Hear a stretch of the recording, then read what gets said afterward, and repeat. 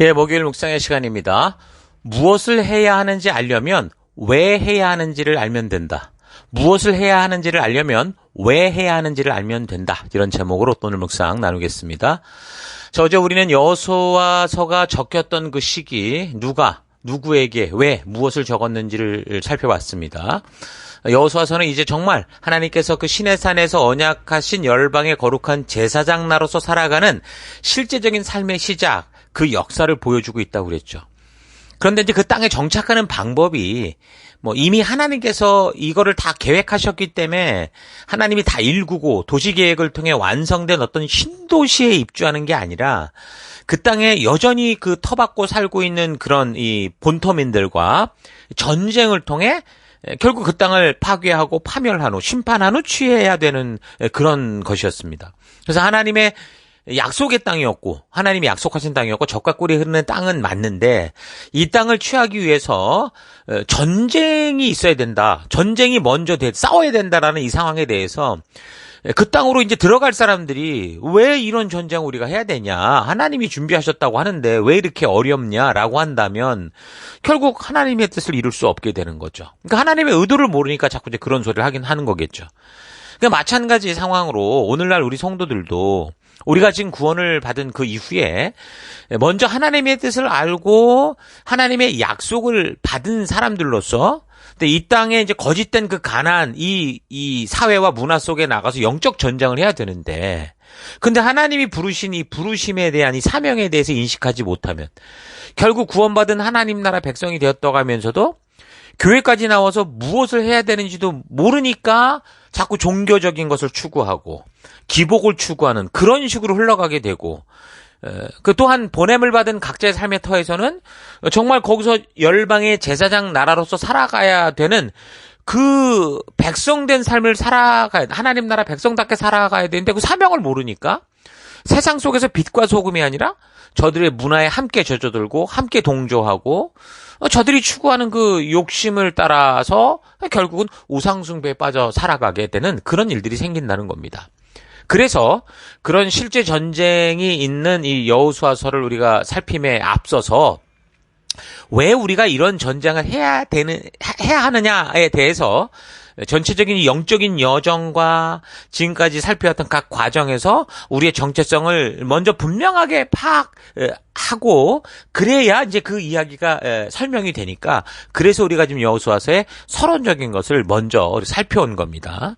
자, 이런 영적인 상황과 우리의 그래서 존재의 목적을 우리가 그래서 분명히 알고 이해했다면 이제 우리들은 이 땅을 살아가며 무엇을 어떻게 해야 그 주신 이 말씀의 가치대로 살아갈 수 있을까? 그러니까 가나안 정복 전쟁에서 승리의 요소는 이미 사실 모세로부터 신신당부된 거예요. 새로운 것이 나오는 게 없어요. 이미 하나님은 당신의 모든 것을 창조로부터 다 쏟아내셨기 때문에 이걸 우리가 기억해내고 잊지 않는 게 중요하지 새로운 게 나오는 건 아니에요. 그러니까 모세로부터 신신당부된 건데 여호수아서 또 1장을 통해서 하나님께서는 먼저 여호수아에게 이 여호수아의 역사를 통해 우리에게 보여주시기 위해서 정확한 모든 답을 먼저 말씀해 주세요. 그 답은 뭐냐? 하늘에 올라가서 가져와야 되거나 바다 끝 건너가서 가져야 되는 어려운 답이 아니라고 그랬죠. 누구라도 읽고 들으면 확실하게 알 수 있는 너무도 분명하게 이해되는 그런 말씀이에요. 그래서 1장의 첫 부분을 보면 첫째, 보이는 것을 두려워하지 말고 하나님만 신뢰하라는 거죠. 믿음. 둘째, 하나님의 말씀을 바르게 알고 그 뜻대로 지켜 행하라는 겁니다. 그러니까 하나님을 믿고 말씀의 가치대로 살아라라는 거예요. 그러니까 구원의 참된 의미와 신의 산을 통한 하나님의 말씀을 그래서 바르게 알지 못하면 기독교가 아니라 기복교가 되는 거고 기복교가 지나치면 이제 개독교가 되겠죠. 그러니까 많은 사람들이 착각이 사실 여기서 너무 많거든요. 대부분의 종교가 뭘 추구합니까? 여러 가지 존재의 이유들을 얘기하지만 결국 따져보면 기복을 추구하거나 구도를 요구하거나 개벽의 목적이 있습니다. 그래서 구도나 개벽을 위한 목적은 사실 몇몇 나름대로 도를 깨달은 종교 창시자거나 아니면 거기에 헌신된 자들이 그렇게 해 나가는 거겠죠. 구도가 됐든 개혁을 일으키든 이런 것들은. 근데 보편적인 사람들의 경우는 어때요? 이 종교를 통해 원하는 것은 모든 삶의 만사형통, 복된 삶, 기복을 추구하는 거예요. 그래서 대부분의 사람들은 신에게 지극정성을 바치거나 치성을 드리게 되고, 신은 그 정성을 보고 그 사람에게 복을 주고 타이 없게 하고 하는 일마다 잘 되고 나중에 죽어서도 좋은 곳으로 가게 하는 그런 일들을 하는 거죠. 이게 지금 사람들이 찾는 종교의 이유인 겁니다. 왜 그럴까요? 이거는 지금 당신을 창조하신 살아계신 하나님의 존재를 바르게 모르기 때문에 그런 식으로 살아가게 되는 거예요. 그러니까 하나님을 모르면 누구라도 이걸 추구할 수밖에 없겠죠. 왜? 우리는 너무 연약한 걸 아니까. 우리 스스로가 연약한 걸 알기 때문에 우리는 이렇게라도 어떤 특별한 힘을 의지할 수밖에 없구나라는 걸 느끼는 거예요. 그렇기 때문에 사탄의 권세에서 그렇게 하나님의 역사로 그 이집트에서 은혜로 구원받은 그런 사람들까지, 교회당에 들어온 사람들까지도 이게 하나님이 누구시고 하나님이 왜 이런 일을 이루셨으며, 그래서 우리는 누구가 어떻게 일하며 내가 하나님에서 어떤 존재인지, 이 세계가 어떻게 흘러가는지를 알지 못하면 다 여기서 무너지게 돼 있어요. 그러니까 하나님의 은혜로 구원을 받은 사람들이 말씀으로 나와서 이 하나님의 마음을 아는 이 거듭남이 없으니까 교회 안에서조차 뭔가 용어는 다 교회적 용어고 용어는 다 기독교에 관련된 건데, 그러나 거기에는 하나님이 없는, 예수님이 없는, 이사야서 1장에 나오는 것처럼 이런 예배를 하나님이 도저히 받을 수 없는 그런 일들이 너무 넘쳐난다라는 거예요. 그러니까 홍해를 지금 하나님의 도움으로 기적적으로 건넜잖아요. 그러니까 이제 그런 능력의, 그런 신의 힘을 통해서 우리가 살아가는 모든 삶이 기적 속에 살아갈 수 있을 것이다라고 그렇게 기대를 하는 게 보편적인 사람의 생각인 거죠. 그래서 하나님께서 이런 전적인 은혜로 우리를 구원하시는, 구원을 통해 우리를 부르시는, 부르심의 의미를 모르는 그런 교인들, 그런 신자들은 교회에 와서도 뭘 합니까? 그냥 우상 섬기는 거예요. 정성 들여 기도하고 뭐 저들을 인도해주는 어떤 그런 목사 사제들에게 밉보이지 않으려고 잘하려고 하고 정성이 담긴 예물을 바치면 된다, 이런 식으로 착각을 하는 거죠. 지극정성을 보이면 신도 감동을 해서 자신의 소원을 들어주고 문제를 해결해 줄 것이다, 이렇게 생각을 하는 거예요. 지성이면 감천이라는 속담의 의미가 있는 것처럼 그저 정성이 지극하면 하늘도 이 지성을 알고 감동하여 우리를 돕는다, 이런 식인 거거든요. 정성이라는 것이 사람들의 삶에 있어서 참 중요한 삶의 도구는 맞아요. 누군가를 사랑할 때나 어떤 일을 할 때나 정말 정성을 들여 하는 건 누구에게나 칭찬받고 사람의 마음을 이렇게 끌 수 있는 중요한 도구죠. 그런데 하나님과 바른 인격적 교제를 위해서 하나님이 지금 말씀하시는 하나님과의 관계 속에서는 정성이라는 게 필요 없다는 게 아니라 이 순서가 잘 맞아야지, 이미 하나님이 빠진 그 정성으로 들어가면 이게 참 문제라는 거예요. 그래서 이 말로 인해서 대부분 우상숭배와 하나님과 인격적 교제의 삶을 사는 것을 혼돈하고 오해하는 거예요. 그저 지극정성 들이면 된다, 하나님 앞에서도 그러면 된다라고 생각을 하는 거죠. 이런 심리 때문에 다들 그렇게 이단의 논리에 빠지고 정통 교단이라고 하면서도 결국에는 말씀 앞에 가지 않고 이상한 논리에 빠져서 종교적인 현상만, 기독교의 어떤 그런 흉내만 내고 살아가는 일들이 그렇게 생기는 거예요. 여호수아서를 비롯한 모세오경을 통해 볼 때 이런 식의 종교적 접근은 하나님이 누구신지, 어떻게 일하시는지를 모르니까, 오해함으로 인해서, 그러니까 근본적으로 믿음과 신앙의 방향이 전혀 잘못 잡힌 상태라는 걸 확실하게 알 수 있습니다. 여호수아와 그의 군대들은 하나님이 주신 약속의 땅 가나안에 들어갈 때 지금 가나안이라고 하는 어떤 새로운 신도시에 뭐 맨션 아파트로 입주하는 게 아니라 그 모든 땅 한 곳 한 곳도 빠짐없이 그곳에 있는 이 적들과 수많은 전쟁을 치러야 됐습니다. 그래서 여호수아와 그 백성들은 가나안을 얻기 위해서 뭐 정성 들여 제사 지내고 거대한 뭐 집회를 하고 하나님이 감동할 만한 재물을 많이 바친 게 아니고 하나님의 약속을 믿고 명령을 따라 전쟁의 현장에 자신의 목숨을 걸고 나아가서 그 심판받을 자들을 심판하고, 가나안의 악한 적들, 강하게 훈련된 적들, 자기 것을 지키기 위해 목숨 걸고 덤벼드는 적들과 싸워야 됐다라는 거죠.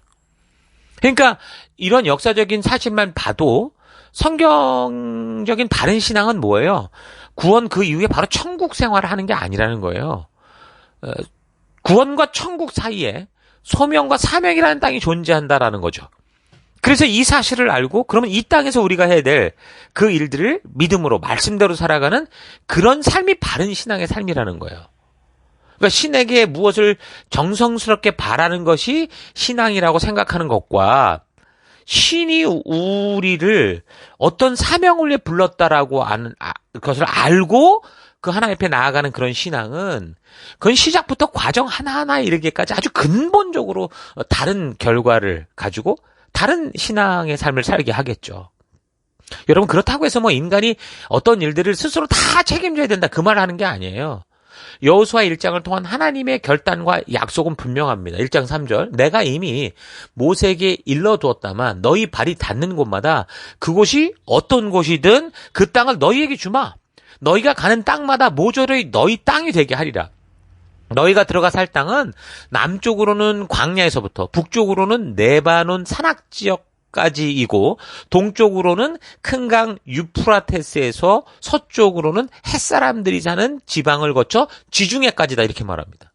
그러니까 내가 너희로 이기게 할 거야. 너희의 발로 밟는 모든 땅은 너희 것이 되게 할 거야 라는 하나님의 결단이 있다라는 거예요. 하나님의 결심이 있는 거예요. 그래서 하나님은 이스라엘이 들어갈 분명한 가나안의 지경까지 정해주셨죠.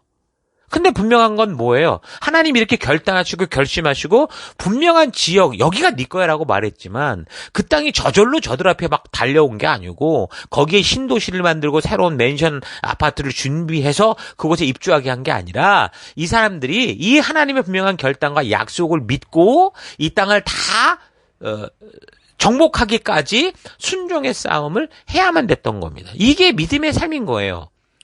여호수아의 눈에 보이는 현재 가나안의 환경과 상황은 어땠을까요? 처음 그 땅을 점령하려고 12정탐권으로 갔을 때 40년 전보다 아마 지금 이 상태, 40년 후의 이 상태는 더 악화된 상태, 다시 말하면 더 경계가 강화된 상태였을 거예요. 시간이 흐르니까 무슨 거대한 거인 같던 가나안 민족들이 뭐 헷 족속, 기르가스, 아모스, 가나안, 브리스, 히위, 여부스 이런 7족속들이 이제는 조그만 난쟁이가 된 게 기한 난민에 허덕이는 게 아니라 이스라엘 민족이 놀라운 기적적인 일들을 행하며 점점 다가오니까 이들이 더 긴장해서 오히려 국방비 늘리고 방심하지 않고 전쟁을 준비하고 철저히 대비하는 그런 상태였던 거죠. 그런데 여호수아를 통한 하나님의 단호한 메시지는 뭐예요? 너희가 저들을 이길 거야. 너희가 저들을 전멸시키고 너희는 이 땅의 주인이 될 거다라는 거였어요. 그러니까 뭐라는 거예요? 믿음의 싸움은 결코 보이는 것과의 싸움이 아니라 보이지 않는 것과의 싸움이다라는 걸 알게 하는 거죠. 그래서 오늘날 우리가 살아가는 삶의 현장에서 여러분이 지금 보고 느끼는 삶의 그 현장이 마치 골리앗 같고 엄청난 완벽한 성과 도저히 뚫을 수 없을 것 같은 상황과 환경이라고 하더라도 우리는 지금 그걸 보는 상태가 아니에요. 그걸 보는 게 문제가 아니고 하나님의 약속, 하나님의 신실하심, 하나님의 그 분명한 그 명령을 믿고 믿음의 싸움을 하는 거죠. 그렇게 보면 믿음의 전장이라는 건 뭐예요? 적과의 전장이 아니고 사실은 나와의 전장이다라고 할 수 있습니다. 우리의 눈과 귀에는 여전히 수많은 위협과 유혹들이 보이고 골리앗들이 달려오고 있지만 우리가 지금 처한 상황과 환경은 지금 앞으로는 홍해가 가로막고 있고 뒤로는 지금 애굽의 성난 군대가 달려오는 거 그거 현실이지만 그러나 우리가 싸워야 될 믿음의 삶은 뭐예요? 그런 현실을 보는 게 아니고 오직 하나님의 신실하심. 그 현실이 그렇다면도 불구하고 하나님이 약속하신 것을 우리가 신뢰함으로 하나님을 신뢰함으로 우리의 믿음으로 살아가는 것. 그게 바로 우리의 믿음의 전쟁이라는 거죠. 그러니까 똑같은 골리앗을 보고 이스라엘 온 민족들이 다 벌벌 떨고 있었는데 그 똑같은 골리앗을 보고 다윗은 믿음으로 골리앗을 향해 나아가는 이게 바로 믿음의 전쟁이라는 거예요. 그러므로 여러분의 주변의 상황과 환경을 보고 우리가 느끼는 것을 말하는 게 아니고요. 그런 상황을 알면서도 우리에게 갈 길을 알려주시고 나아갈 사명을 주시는 하나님만 바라보는 그런 여러분과 제가 되어야 되는 거예요. 지금의 우리의 기도가 그래서 이 삶과 환경을 변화시키려고 하는 그런 기도가 아니고요. 삶과 환경이 어떠하더라도 더 강하고 더 강대해 보이더라도 하나님이 이 땅을 향해 지금 무엇을 생각하시는가? 어떻게 하기를 원하시는가라고 하는 하나님의 마음을 아는 거, 그래서 그 말씀대로 행하는 것이 중요한 겁니다. 여러분 주변에 보이는 것에 휘둘리지 마십시오. 전혀 이건 도저히 불가능해 라고 보이는 것, 하나님은 그 모든 불가능을 가능케 하신 하나님이시다라는 것. 그래서 왜 그 하나님을 믿는 여러분과 제가 되길 바랍니다. 여호수아서 1장 1절에서 9절이 지금 그 이야기를 분명하게 지금 말씀해요. 9구절이지만 이 안에는 하나님께서 지금 이 땅에서 믿음의 사람들이 어떻게 살아가야 하나님이 약속하신 승리를 누릴 수 있는가를 분명하게 말해주고 있는 거죠. 그래서 온전한 믿음의 삶으로 살아가는 핵심의 말씀이 여기 지금 들어와 있는 거예요. 여기서 여호수아에게 말씀하시는 대로 그래도 우리도 똑같이 믿음의 싸움을 해나간다면, 지금 우리 삶 속에서 만나는 여러분이 보이는 어떤 상황과 환경 속에서도 반드시 하나님의 나라가 임하며 승리하는 일들이 있을 것을 믿습니다. 자, 그래서 이런 하나님의 약속을 듣고 믿은 여호수아가 지금 어떡합니까? 10절부터 보면 이제 말씀 그대로 순종하는 삶을 시작합니다. 1장 10절, 여호수아가 백성의 우두머리들에게 이스라엘 전 진영을 돌아다니면서 다음과 같이 일러주라고 명령하였다. 전쟁용 식량을 준비해라. 사흘 안에 요단강을 건너 너희 하나님 여호와께서 너희에게 주실 그 땅으로 들어갈 것이다. 그 땅을 점령하려면 전쟁을 해야 될 것이 아니냐. 그러니 준비해라. 그러니까 전 군대를 준비시키는 거예요. 그래서 이제 2장을 보면 그 군대를 준비시키는 과정 가운데 정탐꾼을 보냅니다. 여러분, 정탐꾼 얘기가 또 나와요. 처음에 그 정탐꾼 12명을 보낼 때는 모세는 하나님이 보낸 게 아니라고 그랬죠. 백성들이 하나님이 의심스러워서 사실은 보냈던 거였단 말입니다. 그러나 지금 여기서 여호수아가 보낸 이 정탐꾼의 의미는 하나님의 약속을 확실히 믿기에 정말 진정으로 승리하는 방법, 그리고 적의 동태를 살피기 위해서 2명의 정탐꾼만 보냅니다. 그래서 그 정탐꾼들이 가나안 땅에 들어갔어요. 근데 그곳에서 위기를 만나요. 이미 아주 비상이 걸려 있는 상태였기 때문에 그 정탐꾼이 왔다라는 걸 벌써 알았죠. 근데 이제 이 정탐꾼이 숨어들었던 그 술집 주인이었던 이 라합이라는 여자의 도움으로 그곳을 탈출하게 되고 그 믿음의 보고를 하는 거죠. 그래서 이제 드디어 3장에서 드디어 요단강을 건너는 일이 시작이 됩니다. 그들은 거기서 쫓기고 아주 어떻게 보면 굉장히 그 민첩하게 그 지역을 방어하는 사람들에게, 방어군에게 쫓겼지만 그것 때문에 얘들이 지금 너무 아주 경계가 심합니다. 그렇게 얘기를 하지 않았던 거예요. 그런 상황을 인정하더라도 우리는 우리에게 주신 사명을 향해 가는 그런 일들이 있었던 겁니다. 그래서 3장에 드디어 요단강을 건너게 되는 거예요. 그래서 출애굽 초기에 그 홍해를 건널 때는 어땠어요? 모세가 지팡이를 그 홍해를 향해 내밀 때 밤새 동풍이 불어서 홍해물을 말렸다. 그렇게 이제 얘기를 하는데, 여기 요단강을 건널 때는 지금 그 시기가 마침 장마철 때문에 물이 범람하던 시기였어요. 그래서 지금 그 물의 흐름이, 우리도 가끔씩 요즘 자연재해 때문에 굉장히 심한 이런 자연 난리들을 보는데 그런 거죠. 그런 엄청난 물이 막 불어난 그런 상태였는데, 그 요단강에 하나님께서 명령해서 제사장들이 법궤를 들고 들어가라고 이렇게 얘기를 합니다. 원래 이 법궤를 이동하는 거는 제사장들이 하는 게 아니라 레위지파가 하는 거였단 말이에요. 근데 여기서는 지금 하나님이 제사장들이 법궤는 하나님의 분명한 그 언약을 상징하는 십계명이 있었잖아요. 이걸 들고, 말씀을 들고 먼저 나아가라는 거예요. 말씀의 가치를 따라 나아가라. 그랬을 때 어떻게 했어요? 순식간에 요단강이, 정말 이 홍해가 아니라 요단강이 마치 막 벽이 서듯이 그렇게 이제 물에 벽이 서면서 요단강 바닥으로 마른 땅이 드러나는 거예요. 그러니까 범람하는 요단강은 사람들에게 위협적으로 두려움을 주는 우리의 현실을 말하는 거고 눈에 보이는 환경이지만, 믿음의 싸움은 뭐예요? 그 보이는 것과의 싸움이 아니라고 그랬잖아요. 보이는 것이 어떤 지경이든 하나님이 말씀하신 그대로 살아가느냐, 순종하느냐, 그 삶을 살아갈 때 어떤 일이 있느냐, 믿음의 싸움은 바로 거기라고 그랬잖아요. 그러니까 계속해서 우리가 하나님의 백성으로 하나님 나라를 이루어가는 성도로 살아가는 그 방법은 믿음이다라는 걸 보여주시는 거죠. 그러니까 하나님께서는 가나안을 점령하는 시작부터 모든 하나하나가 다 믿음으로 행해야만 이루어지는 싸움이다라는 거. 너희의 실력과 능력의 문제가 아니고 적의 상황과 환경의 문제가 아니라 나의 약속과 그 약속을 믿는 믿음으로, 믿음 따라 순종함으로 이루어진다라는 거를 계속 보여주시는 거예요. 자, 그래서 이제 그렇게 기적적으로 요단강을 건너게 되는데 4장에서는 이제 믿음으로 싸우는 이 전쟁이다라는 걸 잊지 않게 하기 위해서 하나님의 분명한 이 기적을 통해 보여주신 그 하나님의 분명한 뜻을 잊지 않게 하기 위해서 그렇게 이제 마른 땅으로 건너게 한 요단강 바닥에서 그 바닥에서 돌을 가져오게 하고 그 돌을 가지고 바닥에서 끌어낸 돌을 가지고 기념비를 세우게 합니다. 다시 말해서 하나님이 하신 일을 잊지 않고 기억해 하는 거예요. 뭘 하셨습니까? 믿음으로 이 싸움을 싸워간다라는 걸 분명히 기억하게 하신 것을 거기에 아주 돌 기념비를 이렇게 세우게 하시는 거예요. 자, 그래서 여기 지금 여호수아 1장부터 5장까지 여호수아 각 장에 대한 내용에 대한 묵상은 여러분들이 지금까지 설명해드린 이런 말씀들을 가지고 읽어보면 분명한 그 의도와 목적을 알 수 있을 겁니다. 그리고 이 한 과정을 통해 무엇이 믿음으로 행하는 것이고 나는 어떻게 믿음으로 행할 것인가라는 그런 성령의 인도하심이 분명히 있을 거예요. 그래서 여러분들은 이 각 장을 또 반복해서 읽으면서 하나님께서 나에게 지금 이 시대 이곳에서 요구하시는 그 믿음의 길을 걸어낼 수 있는 우리가 되기를 바랍니다. 자, 오늘 하루 나는 예수를 믿고 살아가는 것이 현세의 다른 어떤 신을 믿는 것과 비교할 수 없는 특별한 특혜를 받으며 살아가는 것이다라고 그렇게 생각하고 이곳에 왔는지, 아니면 성경의 역사를 통해 보듯이 나에게 주어진 사명이 있고 그래서 그 사명을 위해 내가 존재하고 또 내가 살아가는 어느 곳에서 어떤 일을 하든지 바로 그곳에서 열방의 제사장 나라로 살아가는 것이다 라고 이 성경적인 바른 생각과 그런 방향을 향해 믿음으로 걸어왔는지 좀 차분히 되돌아볼 수 있기를 바랍니다.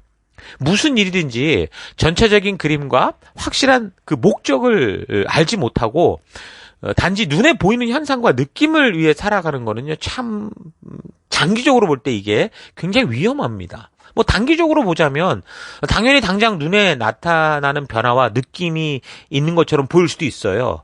잠깐의 선택이 그렇게 느끼게 할 수 있어요. 그러나 장기적으로 볼 때 그런 느낌과 변화가 잘못된 방향과 잘못된 목적을 향한 것이라고 한다면, 방향이 틀어졌다고 한다면 결국은 뭐예요? 나중에 모든 것을 한꺼번에 다 잃고 마는 그런 끔찍한 결과를 맞이하게 되는 거죠. 여러분, 여기 그 지구에서 이 우주선을 쏠 때도 그렇잖아요. 그 작은 그 하나, 부품 하나 또는 방향 하나가 결국에는 원하는 그 우주의 목적지로 가지 못하게 하죠. 큰 사고가 나게도 할 수 있잖아요. 그런 거하고 똑같다라는 거예요. 우리의 믿음의 삶도 그래요. 우리가 정말 하나님이 부르신 이 작은 말씀 같아 보이지만, 아무것도 아닌 것 같아 보이지만 이 말씀대로 순종하는 것과 그것을 오해하고 순종하는 건 완전히 다르거든요. 끝에 가서 어떤 일을 우리가 만날지 모르는 거예요. 마태복음 7장에 뭐라고 말하냐면 21절, 나더러 주여 주여 하는 자마다 다 천국에 들어갈 것이 아니요 다만 하늘에 계신 내 아버지의 뜻대로 행하는 자라야 들어가리라. 그날에 많은 사람이 나더러 이르되 주여 주여, 우리가 주의 이름으로 선지자 노릇하며 주의 이름으로 귀신을 쫓아내며 주의 이름으로 많은 권능을 행하지 아니하였나이까 하리니 그때 내가 저희에게 밝히 말하되 내가 너희를 도무지 알지 못하니 불법을 행하는 자들아 내게서 떠나가라 하리라. 그러니까 우리가 믿는 믿음의 이야기는 지금 당장 느끼고 채워지는 것에만 목적이 있는 게 아니라는 거예요. 오히려 더 영원한 미래의 온전한 삶을 위해 기꺼이 지금 당장의 느낌과 변화를 희생하면서 사는 얘기라는 거죠. 여러분, 올림픽에 나가는 선수들이 지금 당장 먹고 싶고 누리고 싶은 것들을 참잖아요. 그리고 4년 동안 땀을 흘리며 스스로 갈고 닦아서 결국 올림픽이라는 영광스러운 자리에 나아가서 결국 평생 동안 영광스러운 영예를 가지고 살아가듯이 성도의 삶이 그렇다라는 거예요. 내가 느끼고 싶은 종교적 만족과 문제 해결이 아니라 하나님의 방법으로 하나님의 법도와 규례, 그 규칙대로 살아가는 삶, 하나님의 약속대로 살아가는 삶을 살아가는 게, 그러니까 말씀의 가치를 따라 하나님의 의도대로 살아가는 게 성도의 삶이라는 거예요. 그래서 성도인 내가 살아가는 삶의 곳곳에서 당장 누리고 감정이 만족할 수 있는 그런 삶들을 추구하는 게 아니라 하나님께서 약속하신 이 영원한 약속을 믿고 그 말씀 그대로 하나님의 의도를 따라 그 믿음으로 그 길을 기꺼이 걸어내는 그런 거룩한 구별된 열방의 제사장다운 삶을 살아가는 우리가 되어야 되겠죠. 여러분, 그런 분들 되기를 바랍니다. 하나님의 의도를 따라 그 믿음의 길을 걸어갈 때 성경에서 말하듯 기꺼이 내가 좁은 길, 험한 길도 걸어갈 수 있는 여러분 될 수 있기를 주 이름으로 축원합니다. 오늘 하루도 그런 믿음으로 승리하십시오. 우리 다 같이 함께 기도하겠습니다. 하나님께서는 영원한 삶을 바라보시며 나를 만드셨는데 나는 그저 이 땅에서의 삶이 전부인 것처럼 그렇게 살며 지금 당장 누리고 싶은 나의 만족과 유익을 추구하며 살아왔던 삶을 회개합니다. 우리의 싸움은 보이는 것과의 싸움이 아니라 살아계신 하나님께서 약속하신 그 말씀대로 살아내는 영원한 나라를 위한 삶이다라는 거 잊지 않고 오직 주의 말씀의 가치를 따라 살아가는 내가 되기 원합니다. 하나님께서 특별한 계시로 주신 이 성경의 말씀을 통해 바르게 하나님을 만나고 내가 존재하는 이유를 바르게 찾지 못하면 나 또한 하나님을 우상으로 만들어 내가 원하고 바라는 대로 움직이는 그런 신을 만들 수 있다는 거 잊지 않고 이 성경과 역사를 통해 우리 하나님을 바르고 온전하게 만나는 내가 되기를 원합니다. 오늘 내가 무엇을 하며 살아가야 되는지를 모르는 것은 하나님이 나를 왜 부르셨는지를 모르기 때문이다라는 거 잊지 않고 하나님이 나를 부르신 이 부르심을 이 말씀을 통해 바르게 알고 그 부르심을 따라 살아가는 그런 하루 되길 원합니다. 그 길로 이끄시고 인도하신 하나님 감사드리고 예수님 이름으로 기도했습니다. 아멘.